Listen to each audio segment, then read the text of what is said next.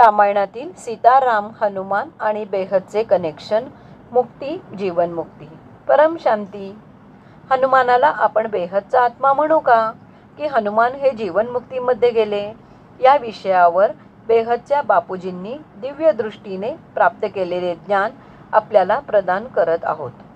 बापूजी म्हणतात की हनुमानाला पवनपुत्र असे पण म्हणतात. वायुदेवतेच्या एका सेलपासून हनुमानाचा आत्मा तयार झाला.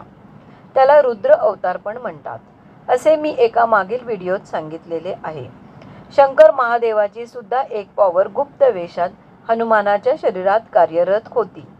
जे बेहदचे ज्ञानी बच्चे आहेत तेच हे ज्ञान समजू शकतील, बाकीचे नाही. त्यावेळी हे बेहदचे आत्मे आणि त्यांचे आकारी पिता छोटूराम बापूजी असे सर्वजण राम अवताराच्या वेळी कार्य करत होते.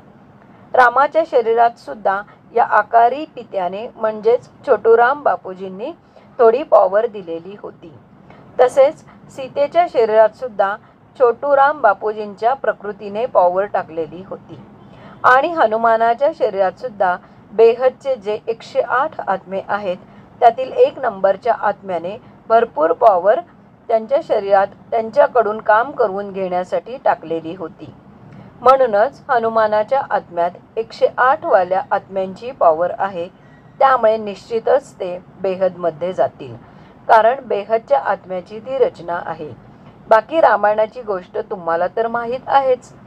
राम आणि सीता दोघांमध्येही मी म्हणजेच बापूजींनी पॉवर टाकलेली होती. मूळ रामाचा आत्मा विष्णूच्या आत्म्यापासून बनलेला होता. तसेच रामाबरोबर एक आकारी रूप पण ठेवले होते, जे गुप्त वेशात काम करत होते. हेतू हा की पूर्ण ड्रामा चांगला होईल आणि रावणाचा लवकरात लवकर वध करता येईल आणि हे जग असुरांपासून वाचविता येईल. रामाच्या शरीरात छोटूराम बापूजींनी पॉवर टाकलेली होती.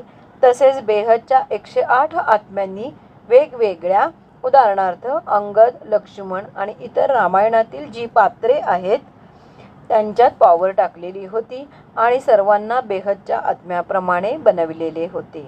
परम शांती. हा व्हिडिओ आपण नक्कीच लाईक, शेअर व कमेंट करावा. बेहदची परम शांती.